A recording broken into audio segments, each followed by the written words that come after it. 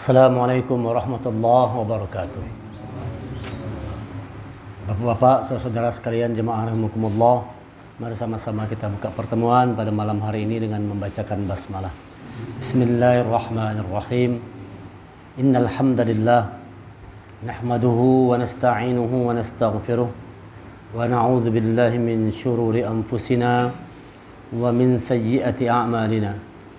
May yahdihillahu fala mudilla lahu wa may yudlil fala hadiya lahu. Asyhadu an la ilaha illallah wa asyhadu anna Muhammadan 'abduhu wa rasuluh la nabiyya ba'da.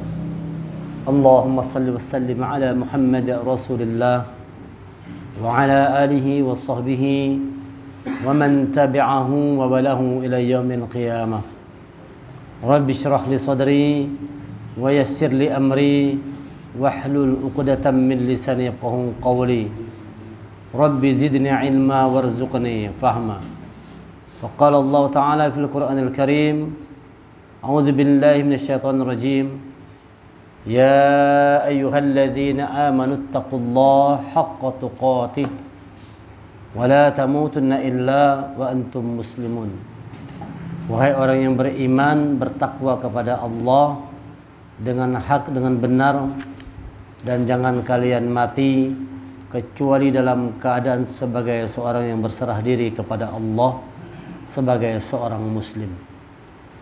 Ya ayuhan nasu taqu rabbakum alladzi khalaqakum min nafsin wahidah wa khalaqa minha zawjaha wa bassa minhuma rijalan katsiran wa nisaa wattaqullaha alladzi tasaaluna bihi wal arham innallaha kana 'alaikum raqiba. Ya ayyuhalladzina amanu taqullaha wa qulu qawlan sadida yuslih lakum a'malakum wa yaghfir lakum dhunubakum wa may yuti'illaha wa rasulahu faqad faza fawzan 'azima. Alhamdulillah, rasa syukur mari sama-sama kita haturkan kehadiran Allah Subhanahu wa taala yang telah melimpahkan rahmat, taufik dan hidayahnya kepada kita semua. Kita masih diberi Allah kekuatan, kesempatan, semangat, kesehatan, sehingga dengan pemberian Allah, dengan nikmat yang Allah limpahkan kepada kita, kita bisa hadir pada malam hari ini di Mushola Miftahul Jannah setiap minggu malam atau malam Senin ini dalam rangka sama-sama tentunya kita untuk mendekatkan diri kita kepada Allah, menjadi orang yang terus bertambah iman dan takwa, nambah umur, nambah iman. Jangan sampai cuma umurnya bertambah tapi iman tidak nambah. Itu kita adalah orang-orang yang rugi. Bahkan kalau cuma jalan di tempat stagnan, tidak ada peningkatan juga rugi. Jadinya bertambah umur itu harus dibarengi dengan bertambahnya iman dan takwa kita kepada Allah Subhanahu wa taala. Malam hari ini insyaallah kita berkumpul karena iman kita. Kita berkumpul dalam rangka urusan ketakwaan kita kepada Allah. Lewat kita berusaha untuk memahami dari setiap ayat-ayat Al-Quran ini. Karena memahami Al-Quran ini merupakan perintah Allah kepada kita semua. Afala yatadabbaruna Al-Quran am ala qulubin aqfaluha. Maka apakah kalian tidak menghayati Al-Quran, tidak mentadaburi Al-Quran, tidak memahami Al-Quran, am ala qulubin aqfaluha, ataukah hati kalian sudah terkunci? Jadi resiko orang yang tidak mau memahami Quran itu hatinya bisa dikunci oleh Allah, hatinya bisa ditutup oleh Allah. Oleh karena itu kita harus punya semangat untuk terus mau memahami Al-Quran. Gunakan indera otak hati kita itu juga digunakan dalam rangka untuk menghayati ayat-ayat Al-Quran. Jangan sekedar digunakan untuk sekedar kita mencari urusan dunia nih. Bagaimana sukses dunia, dapat rumah, dapat mobil, dapat uang banyak. Kadang-kadang banyak manusia itu dikasih Allah akal pikiran, akalnya digunakan untuk memikirkan hanya urusan dunia saja. Nah, kita gunakan akal kita tidak sebatas memikirkan dunia, tapi juga memikirkan, merenungkan, menghayati ayat-ayat Al-Quran ini. Dengan itu insya Allah kita akan menjadi orang yang bertambah imannya dan bertambah ketakwaannya kepada Allah Subhanahu wa taala. Ada dalam Quran dikatakan bahwa dulu kita tidak punya iman. Dulu manusia ini tidak mengerti iman. Setelah datang Al-Quran lah baru paham manusia apa itu iman. Rasulullah baru tahu iman setelah adanya Al-Qur'an ini. A'udzubillahi minasyaitonirrajim. Wa kadzalika auhayna ilaika ruham min amrina. Ma kunta tadri mal kitab walal iman, walakin ja'alnahu nuran nahdi bihi man nasya'u min ibadina. Innaka latahdi ila siratim mustaqim. Dan demikianlah kami wahyukan kepada Muhammad ruh Al-Qur'an. Wa kadzalika ilaika ruham min amrina. Ruh ini diartikan di sini Al-Qur'an. Artinya bahwa ruh ini dia punya Quran ini ada ruh di dalamnya. Setiap sesuatu yang ada ruh itu berarti dia hidup. Nah, kayak manusia. Jadi manusia dengan Quran ini punya kesamaan. Ada kesamaan antara manusia dengan Al-Quran. Apa itu? Sama-sama punya ruh. Jadi Quran bukan tulisan di atas kertas. Ini mushaf. Ini mushaf namanya. Tulisan di atas kertas. Yang namanya Al-Quran itu wahyu Allah. Dan dia adalah ruh. Sesuatu yang hidup. Karena dia hidup, maka bisa kita melakukan komunikasi.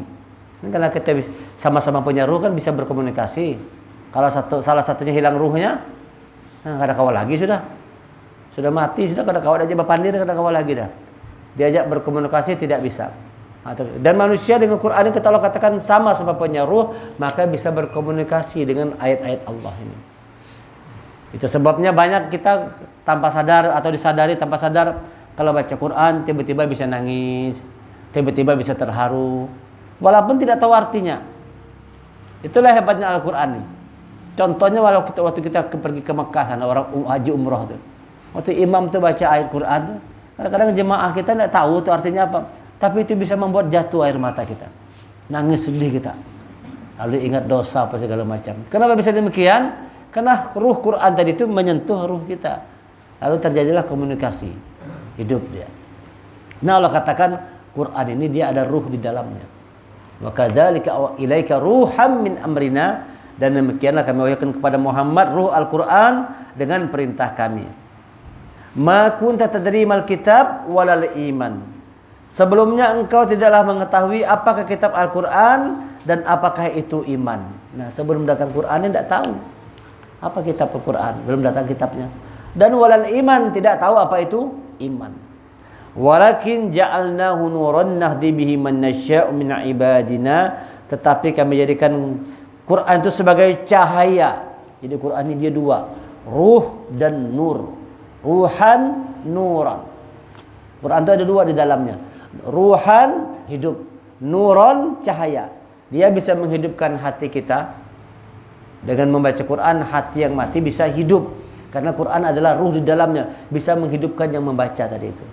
Kemudian Allah katakan Quran juga nuran, cahaya. Dia bisa menerangi, menunjukkan manusia ini kepada cahaya jalan yang benar.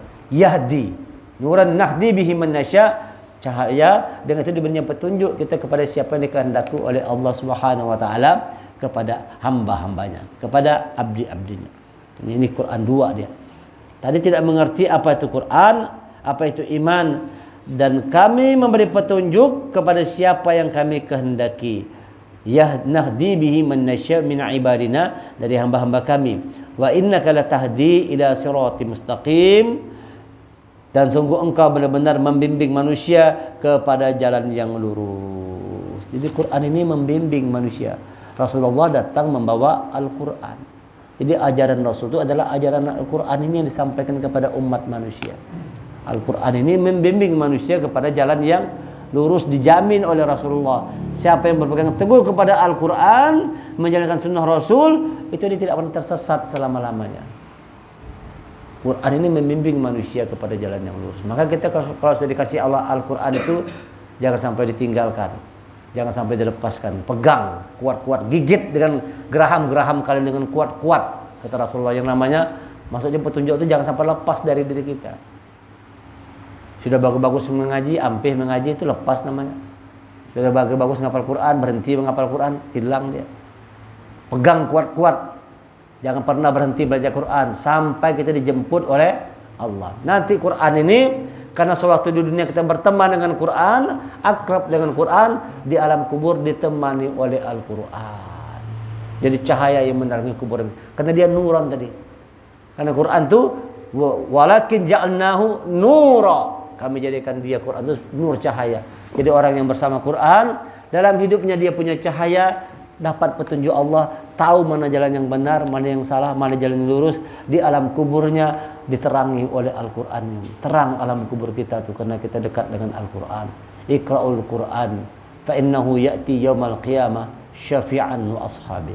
Baca Quran, sesungguhnya Quran akan datang pada hari kiamat nanti syafi'an wa ashabi, memberikan pertolongan.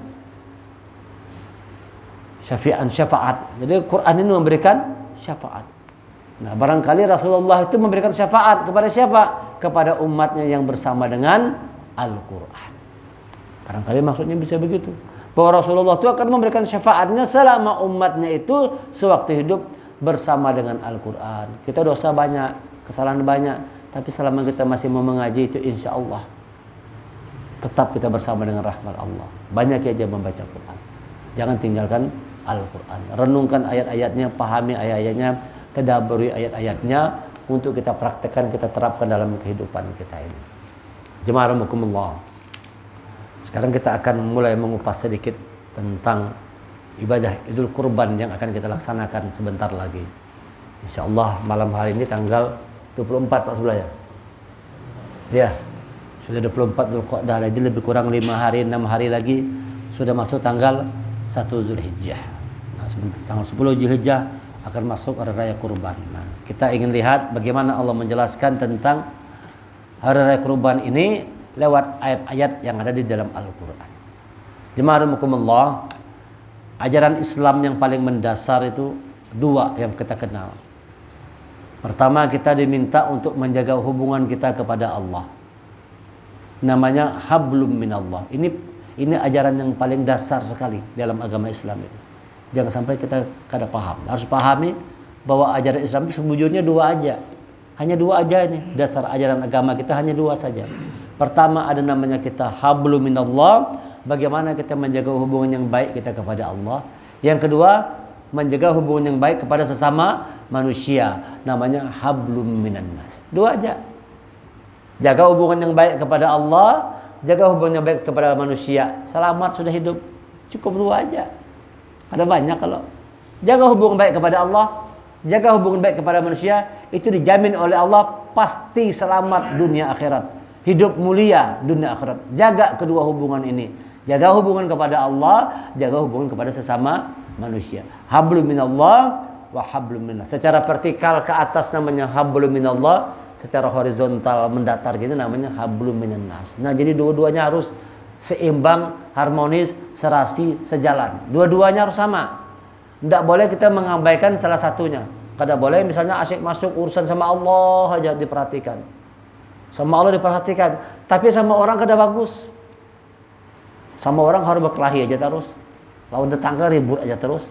Sama istri harus berkelahi sama orang tua. Sama Allahnya bagus, tapi jelek kepada sesama manusianya. Nah, ini tidak boleh begini, tidak boleh. Atau sebaliknya, ada lagi orang tuh yang dia hubungan kepada manusianya bagus benar. Suka nolong orang lain, ramah, bersahabat, orangnya nyaman, tapi kada pernah sholat. Nah, ada juga kayak modelnya. Putus hubungannya kepada Allah. Nah, Allah katakan, siapa yang memutus salah satu dari kedua hubungan ini, dia akan menjadi orang yang hina dimanapun dia berada. Salah satu aja hina, apalagi dua-duanya. Sedangkan salah satu saja hina, memutuskan hubungan salah satunya hina, apalagi kedua-duanya. Mati ya sudah. Hablum minallahnya hancur, hablum minnas rusak juga, ya sudah seperti bangkai yang berjalan. Nah, dua-duanya harus harmonis. Jangan kita memisahkan hubungan antara keduanya. Yang memutuskan hubungan salah satunya akan dihinakan oleh Allah. Allah berfirman dalam surah Ali Imran ayat 112. A'udzubillahi minasyaitonir rajim. Duribat 'alaihimuz zillatu aynama suqifu illa bihablim minallah wa hablim minan nas. Wa ba'u bighadabin minallah wa duribat 'alaihimul maskanah. Dzalika bi annahum kanu yakfuruna bi ayatillah wa yaqtuluna al-anbiya'a bighairi haqq. Dzalika bima 'asaw wa kanu ya'tadun. Mereka diliputi kehinaan di mana saja mereka berada. Nah, Allah sudah menegaskan. Mereka akan diliputi kehinaan di mana saja mereka berada. Kecuali, nah ada pengecualiannya. Yang pengecualiannya artinya tidak hina. Artinya hidupnya dimuliakan oleh Allah. Selainnya dihinakan oleh Allah. Kecuali siapa ini? Illa bihabli minallah, kecuali orang-orang yang menjaga hubungan baiknya kepada Allah. Nah yang itu yang gak ada hina. Jadi tandanya seseorang itu dia dimuliakan oleh Allah kalau hubungannya kepada Allah itu bagus. Itu tandanya orang itu dimuliakan oleh Allah. Seseorang itu dikatakan dia dimuliakan oleh Allah kalau dia dimudahkan oleh Allah untuk taat kepada Allah. Rajin sholat, rajin mengaji, rajin beribadah. Ini tanda orang yang dimuliakan oleh Allah. Tanda kemuliaan itu kalau kebanyakan orang, rumahnya ganal, duitnya banyak, mobilnya mewah. Itu tidak ada kaitannya dengan kemuliaan manusia. Orang yang kaya bukan orang yang mulia dalam pandangan Allah. Bukan. Jadi orang yang dimuliakan oleh Allah adalah apabila orang itu ada pada jalan ketakwaan. Itu tanda dia dimuliakan oleh Allah. Walaupunnya orang miskin, selamanya di jalan takwa mulia. Walaupun dia kaya, selama di jalan takwa mulia. Jadi kaya miskin itu mulia selama ada di jalan ketakwaan. Orang berkorban itu dasarnya apa? Dasarnya juga ketakwaan. La yanallahu luhumuha wala dima'uha walakin lahu taqwa minkum. Kata Allah sekali-kali itu tidaklah daging dan darahnya yang sampai kepada Allah. La yanalluhumuha wala dima'uha. Bukan darah, bukan daging yang sampai kepada Allah, itu bukan. Walakin lahu taqwa minkum, akan tetapi ketakwaan kalian dalam berkorban kepada Allah itu yang sampai. Jadi yang berkorban itu dasarnya takwa. Kalau orang berkorban dasarnya kada takwa, kada sampai. Yang sampai bukan darahnya, yang sampai bukan dagingnya, yang sampai itu ketakwaan kita dalam berkorban. Jadi orang berkorban landasannya harus ketakwaannya kepada Allah. Aduh, kada nyaman lah. Orang berkorban seberataan, aku kada berkorban kada nyaman, umpat jua itu berarti kada manusia yang berkorban. Kadang-kadang nyaman tadi, bukan karena ketakwaan. Karena kada nyaman disambati orang, engken kada mau berkorban. Berarti dia karena malu disambati orang kalau berkorban. Bukan ketakwaan yang sampai kepada Allah, bukan darah, bukan daging, tapi ketakwaannya. Kadang-kadang ada sebagian orang tuh punya tradisi kalau habis potong sapi itu berdarah, kalau dicalupnya batisnya ke dalam darahnya. Belum pernah melihat begitu? Kenapa Pak? Supaya jadi saksi ya. Oh kayak itu kan. Belum tanya. Ada begitu orang tuh tradisinya kalau lah. Anda melihatlah. Belum pernah menyaksikan dengan mata kepala sendiri. Habis dipotongnya buat lubang kalau berdarah, masuk batis ke situ. Kenapa kayak itu Pak? Lu udah tahu kan kenapa? Saksi ya. Supaya menjadi saksi ya. Hah? Suci ya. Ada pula yang menyambati supaya batis itu kuat ya. Macam-macam mendapat manusia. Nah Allah katakan bukan darah dan daging yang sampai kepada Allah, akan tetapi ketakwaan. Jadi orang yang dimuliakan oleh Allah itu orang yang ada pada jalan takwa. Jadi kita jangan minder jadi orang yang kada punya apa-apa. Selama takwa mulia. Ukurannya bukan kaya, biasa aja. Karena mungkin semua orang kaya seberataan. Makanya orang kaya kada boleh sombong. Dia itu dikatakan kaya karena ada orang miskin. Kalau kada ada orang miskin, kada ada istilah orang kaya tadi. Ada istilah orang kaya karena ada yang jangan sombong orang kaya. Kalau kada ada orang miskin, kada ada orang kaya. Nah orang miskin jangan minder juga. Jangan minder, jangan rendah hati. Itulah sudah kehidupan kita ditetapkan oleh Allah, dikodarkan oleh Allah. Ada kaya, ada miskin. Ukurannya bukan kaya miskin, ukurannya ketakwaan. Siapa yang ada jalan ketakwaan, berarti dia dimuliakan oleh Allah. Sebaliknya siapa orang yang dihinakan oleh Allah, kalau dia ada pada jalan kemaksiatan, itu orang itu tandanya dia dihinakan oleh Allah. Walaupun duit banyak tapi koruptor, dihinakan oleh Allah. Duit banyak tapi hasil menipu, dihina oleh Allah. Kaya raya tapi sombong, engken, dihinakan oleh Allah. Jadi selama orang itu ada di jalan kemaksiatan, dia dihinakan oleh Allah. Sebaliknya yang ada di jalan takwa, dia dimuliakan oleh Allah. Siapa yang tidak mau di jalan Allah, dihinakan. dimanapun dia berada. Ini janji Allah nih. Mereka diliputi kehinaan di mana saja mereka berada, kecuali mereka yang berpegang teguh kepada hubungan kepada Allah. Hablum minallah illa bihablim minallah. Kecuali orang-orang yang menjaga hubungannya kepada Allah, wa hablim minan nas, dan menjaga hubungannya kepada sesama manusia. Itu yang mulia. Itu yang mulia.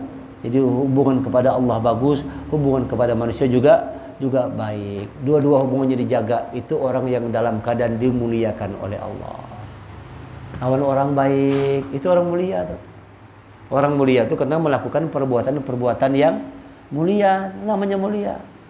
Nolong orang, bantu orang, murah senyum, Masya Allah. Senang orang melihat kita tuh. Orang kalau melihat kita senang, ramah, baik, nolong orang lain, bersahabat, senang. Tidak ada sombong, rendah hati, dermawan, senang. Kita bersama dengan sifat-sifat kebaikan. Nah itu orang yang dimuliakan oleh Allah. Dia di jalan takwa dan pada diri itu melekat sifat-sifat kebaikan. Walaupun kayak raya-raya, tapi kalau sombong, jelek, kelakuan itu dimusuhi orang, ya kan?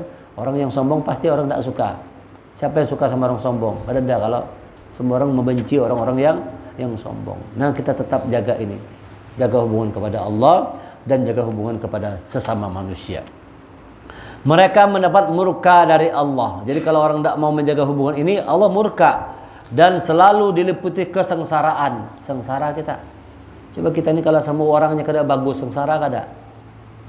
Keluar rumah takutan, banyak musuh. Contoh nih, kalau orang tidak menjaga hubungan baik sesama manusia, kita tuh tidak nyaman hidup kita ini. Lawan tetangga berkelahi, keluar rumah terpandang wajah tetangga, kada nyaman kita. Kita tidak nyaman dengan diri kita sendiri. Keluar rumahnya tidak nyaman sudah, takut segala macam.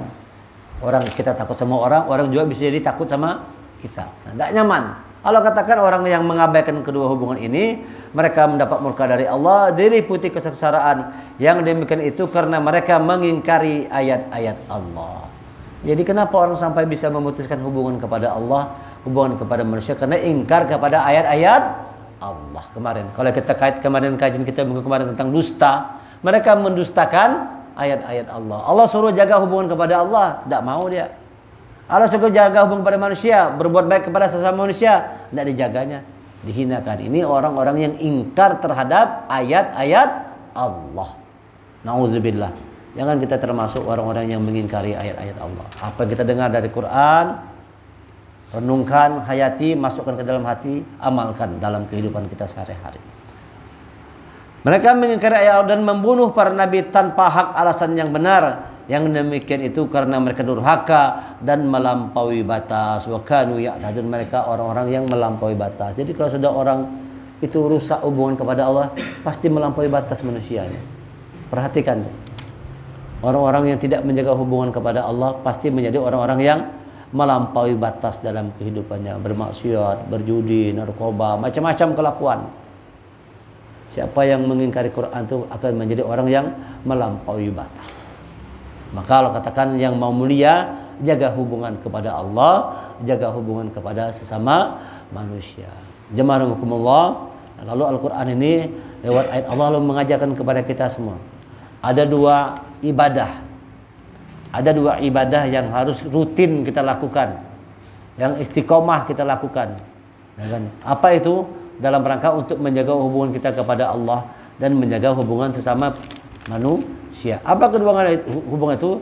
Pertama, salat dalam rangka untuk menjaga hubungan kita kepada Allah. Yang kedua, berkorban untuk menjaga hubungan sesama manusia. Jadi berkorban ini membawa satu pesan yang penting, membawa satu pesan yang besar buat kita. Bukan sekedar menyembelih sapi, menyembelih kambing, tapi dalam rangka untuk menjalin hubungan yang harmonis antar sesama manusia. Potong kambing sampai daging bagi-bagikan supaya terjalin lagi hubungan yang harmonis. Barangkali sama tetangga tidak ada berkelahi, kalau antarkan daging ke rumahnya, terjalin lagi hubungan yang baik. Bukan sekedar cuma rame-rame motong sapi bagi-bagi daging, tapi pesan utamanya itu bagaimana lewat ibadah kurban itu terjalinlah hubungan yang harmonis, terjalinlah hubungan yang serasi antar sesama manusia nih. Antar sesama umat Islam ampih bercakut. Kadang-kadang bercakut lagi nah.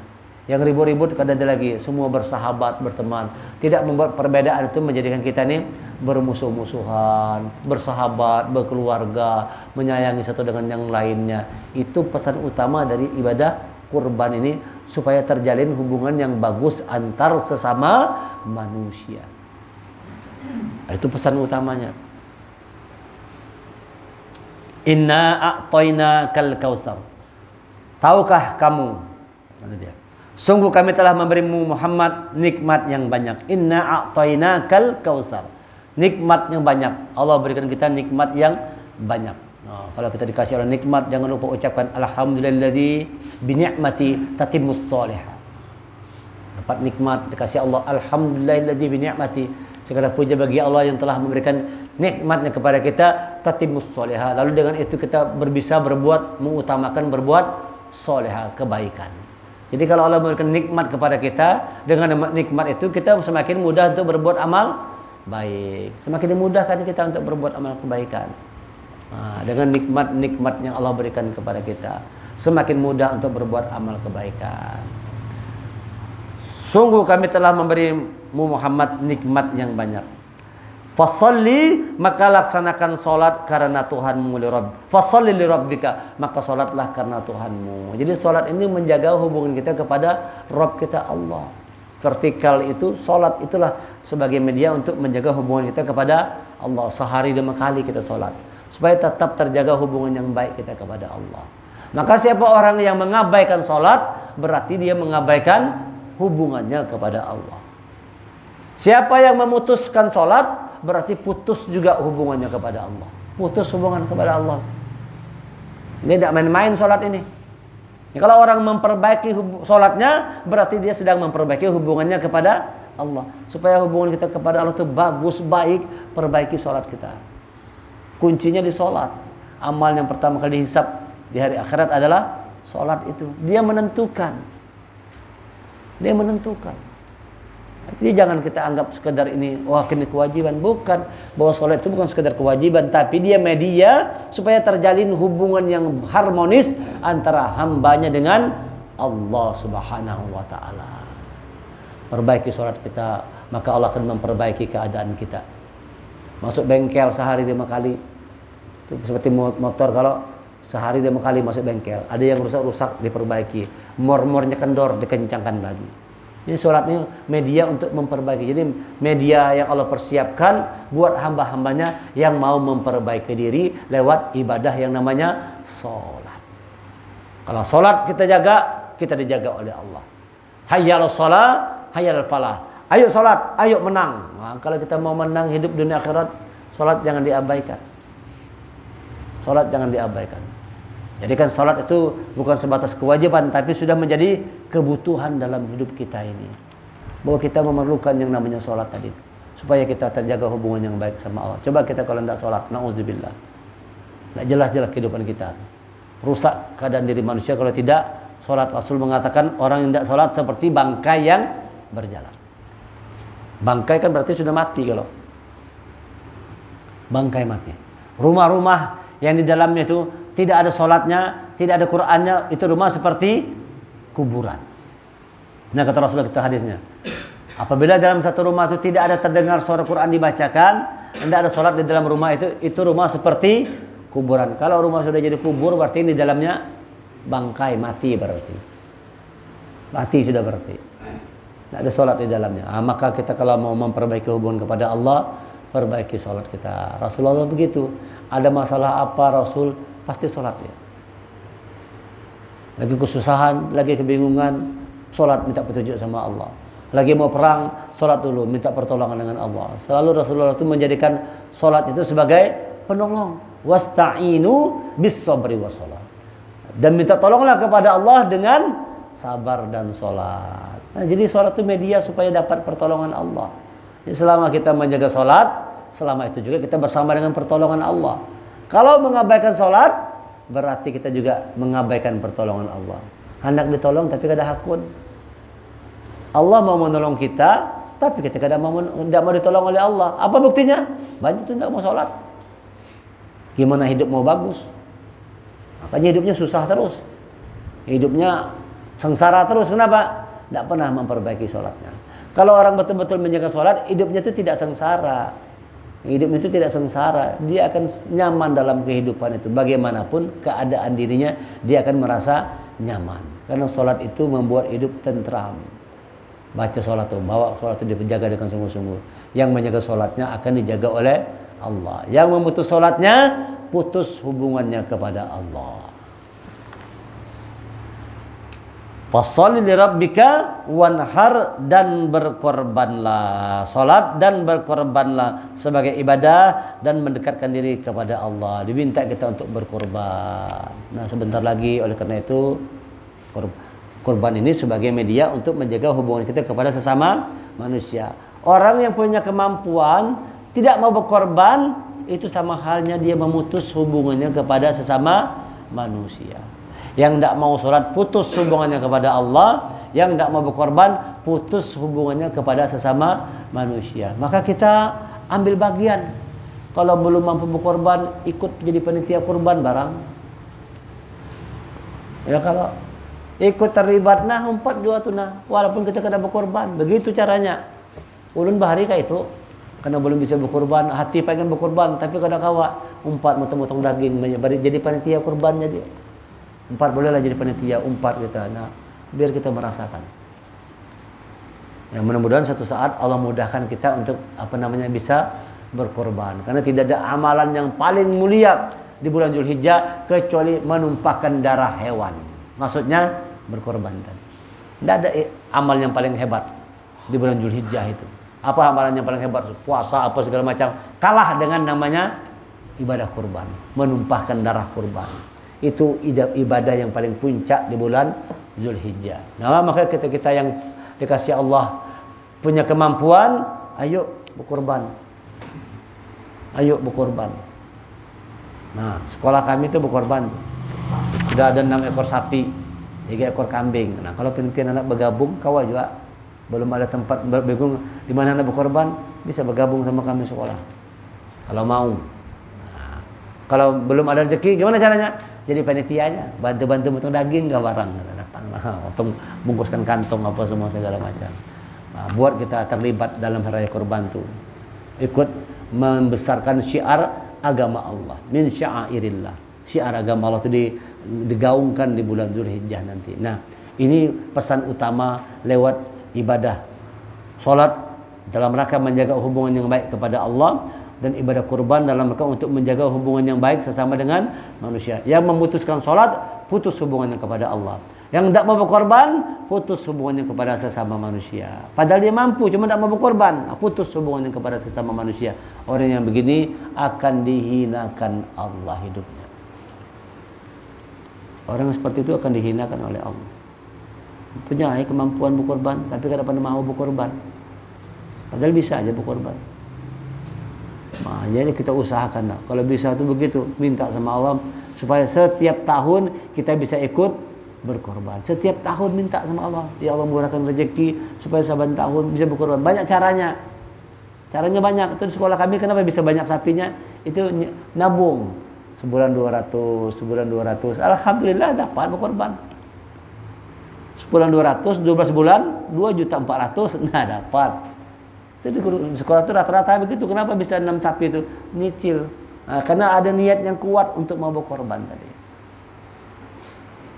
Yang kuat berkorban. Nah, yang itu kita lakukan insya Allah niatnya karena ingin mendekatkan diri kepada Allah. Fasholli lirabbika wanhar. Maka sholatlah karena Tuhan. Mudah-mudahan berkorbanlah supaya mendekatkan diri kepada Allah. Maka Rasulullah mengancam, yang tidak mau berkorban jangan dekati tempat sholat kami. Bayangkan tuh ancaman Rasulullah tuh dalam hadis itu. Siapa yang tidak mau berkorban, jangan dekati tempat sholat kami.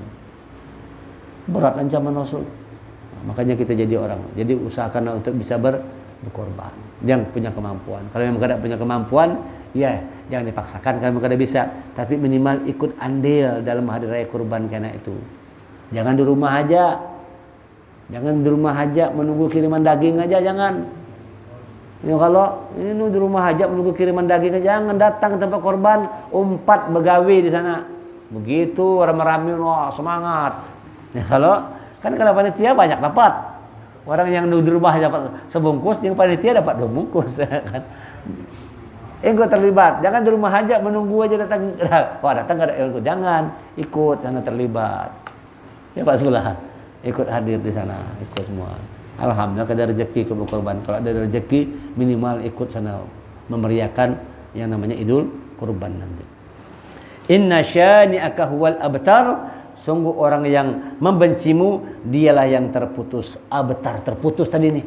Artinya yang mengabang surah itu terputus. Yang tidak mau berkorban terputus. Inna syani'aka huwal abtar. Siapa yang membencimu, dia yang terputus. Kita putus hubungan kepada Allah, putus hubungan kepada sesama manusia karena tidak mau sholat, karena tidak mau berkorban. Jadi penting benar yang namanya berkorban ini. Ini dalam rangka untuk menjaga hubungan yang harmonis antar sesama manusia, supaya tumbuh hubungan yang harmonis, terjalin hubungan kasih sayang dalam kekeluargaan lagi. Itu yang diminta oleh Rasulullah lewat berkorban, supaya umat Islam ini menjadi suatu keluarga besar, keluarga umatnya Rasulullah. Tidak ada lagi yang di hari kurban itu, tidak ada lagi yang bercakut, tidak lagi yang semua yang ada berkeluarga, bersahabat, bersaudara, saling berbagi semua. Yang ada saling berbagi. Itulah yang diminta oleh Allah dan Rasulnya, supaya umatnya ini menjadi satu kesatuan, menjadi ummatan wasaton, umat yang tengah-tengah, menjadi kuntum khairu ummah, umat yang terbaik, bersatu. Tidak mau jadi pecah belahkan. Apalagi zaman sekarang ini kan gampang sekali umat Islam ini diprovokasi. Lalu kita ribut, bercakut antar sesama umat Islam. Yang bahampik orang kafir. Bahampik orang kafir di Timur Tengah tuh. Senang orang kafir. Di sana dijualnya senjata, di sini sudah berperang aja. Islam sama Islam sudah berperang. Orang kafir yang menyiapkan senjatanya. Nah, jual sana, jual sini, perang. Semakin perang semakin laris senjatanya. Nah, diadu domba. Nah, datang mudah-mudahan dengan datangnya Idul Adha nanti hilang permusuhan itu. Hilang permusuhan, hilang dendam, hilang dengki, hilang benci, yang ada saling berkasih sayang. Tumbuh kasih sayang dalam hati kita itu. Senang melihat orang lain, senang melihat kita sesama sahabat berkeluarga. Dzarikal ladzi yubashshirullahu ibadahu alladzina amanu wa 'amilus shalihat qul la as'alukum 'alaiha ajran illal mawaddata fil qurba. Demikianlah kata Allah, bahwasanya Allah mengembirakan hati orang yang beriman dan beramal kebajikan. Kulla as'alukum alaihi ajra. Katakan wahai Muhammad, aku tidak minta imbalan apapun atas seruanku ini, illa kecuali mawaddah fil qurba, kasih sayang dalam kekeluargaan. Satu aja permintaan Allah, satu aja permintaan Rasulnya, dimintanya supaya kita ini berkasih sayang dalam kekeluargaan. Nah, kita menjadi keluarga lewat hari kurban tuh berkasih sayang, semua akrab di kampung, semua di mana-mana. Tidak ada lagi yang ribut-ribut. Semua sudah akur, damai kembali. Wah, itu enaknya raya kurban, luar biasa. Terasa persaudaraan itu. Terasa enggak tuh? Kita merasakan enggak tuh kalau datangnya hari kurban tuh kuat enggak persaudaraan, rame-rame bergotong royong, rame-rame. Wah, bahagia, senang dalam keimanan, dalam ketakwaan. Itu yang menjadi permintaan Allah dan Rasulnya, supaya umat Nabi Muhammad ini tumbuh kembali benih-benih kasih sayang. Jangan bermusuhan. Tidak ada Rasulullah yang dia inginkan kecuali umat itu saling berkasih sayang dalam kekeluargaan. Illal mawaddah fil qurba, kasih sayang dalam kekeluargaan. Dan tanda berkeluarga itu, tanda sayang itu apa tandanya? Kurba, mau berkorban. Tandanya orang kasih sayang itu mau berkorban. Kalau laki sayang sama bini itu, laki mau berkorban kasihan bini. Itu tanda sayangnya. Orang tua yang sayang sama anaknya mau berkorban demi kebahagiaan anak. Anak yang menyayangi orang tuanya siap berkorban untuk kebahagiaan orang tuanya. Itu yang dicontohkan oleh keluarga Nabi Allah Ibrahim, saling siap untuk berkorban. Orang tua siap berkorban, anak pun siap berkorban dalam rangka urusan ketakwaannya kepada Allah. Wah, itu kisah keluarga Ibrahim itu. Bagaimana ketaatannya kepada Allah. Kita bisa belajar banyak. Jadi Idul Adha itu kita flashback ke belakang, belajar banyak, belajar melihat bagaimana pengorbanan keluarga Nabi Allah Ibrahim. Tidak ada pengorbanan di muka bumi ini yang bisa menandingi pengorbanan keluarga Nabi Allah Ibrahim. Sampai hari kiamat tidak ada yang bisa menandingi besarnya pengorbanan tadi. Ada tidak yang bisa menandinginya? Siapa yang mau menyembelih anaknya? Berani? Kita jangan menyembelih anak kalau Sedangkan melihat anak garing aja sudah hati kita hancur. Gimana kita kalau disuruh menyembelih anak kita? Sanggup tidak kita melakukannya? Kalau itu perintah Allah. Misalnya kita diperintahkan Allah juga tuh kayak Nabi, potong anakmu. Sanggup tidak mengerjakannya? Berat. Pengorbanan tuh. Tapi bagaimana tuh kesiapan orang tua, kesiapan Nabi Allah Ibrahim yang siap mau mengorbankan anaknya? Bagaimana kesiapan anaknya siap? Bagaimana Siti Hajar yang siap menerima keadaan demikian? Kalau sudah perintah Allah, bismillah. Kalau sudah perintah Allah, sami'na wa ata'na, kami dengar, kami taat. Allah insya Allah tidak akan menyia-nyiakan kami, ditinggalkan oleh Nabi Ibrahim, istri Hajar dan anaknya Ismail yang masih kecil di lembah yang tandus kering kerontang, bi ghairi zar'in 'inda baitikal muharram. Di lembah tandus kering kerontang yang tidak ada apa-apa di situ, di sisi rumahmu yang mulia, 'inda baitikal muharram, di sisi rumahmu yang mulia. Oh, ini besarnya pengorbanan keluarga Nabi Allah Ibrahim. Kita belajarlah bagaimana menjadi orang tuh mau berkorban. Apa yang dikorbankan? Yang mau dikorbankan itu adalah yang paling utamanya sifat egois. Jadi secara syariahnya kita menyembelih hewan kurban, tapi secara hakikatnya bagaimana kita menyembelih, memotong sifat egois yang ada dalam diri kita, keakuan diri itu. Egois itu artinya keakuan yang hanya mementingkan diri sendiri. Itu sifat egois. Supaya hilangnya. Nanti orang kurban tuh kadang-kadang ada juga yang egois tuh. Sudah dapat daging masih minta aja masih. Sudah dapat kalau masih minta lagi, ada lagi. Wah, itu egois ngarannya. Kalau sudah dapat, bukan soal banyaknya, dapat sekantong alhamdulillah cukup, dapat sekantong boleh sudah, ini ada lagi ada egois benar.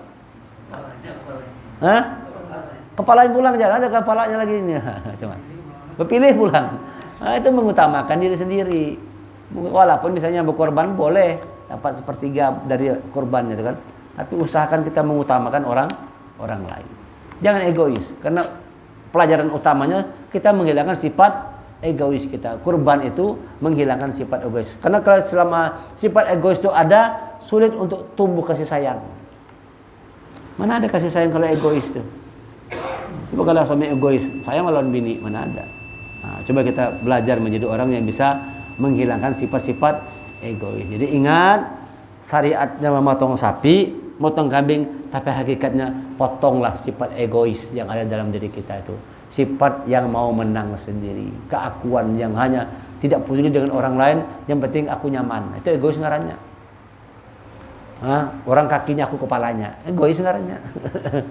Pokoknya asal yang daging nyaman itu akulah, itu egois ngarannya. Padahal maksud berkorban itu supaya hilang sifat. Ini malah banyak orang yang jadi egois ketika hidup kurban tadi. Banyak orang-orang yang egois banyak juga, yang serakah banyak juga. Di mana dapat ambil taruh, orang kasih yang lain. Nah, siapa yang belum dapat kasih, siapa yang belum. Bukan kita malah bertumpuk kalau malah hadang. Minta ini minta itu dan sebagainya. Simpan di kulkas tahan berbulan-bulan kada habis. Bagikan ke orang-orang lain yang kada dapat. Ini yang bisa kita kaji pada kesempatan malam hari ini. Mudah-mudahan lewat yang kita pelajari itu semakin tumbuh hubungan yang baik kita kepada Allah dapat kita jaga, dan hubungan yang baik kepada sesama manusia juga dapat kita jaga lewat ibadah sholat kita yang kita perbaiki. Dan jangan lupa di Idul Adha nanti jadilah orang-orang siap berkorban untuk agama Allah. Subhanaka wa bihamdika asyhadu an la ilaha illa anta astaghfiruka wa atubu ilaik. Assalamualaikum warahmatullahi wabarakatuh.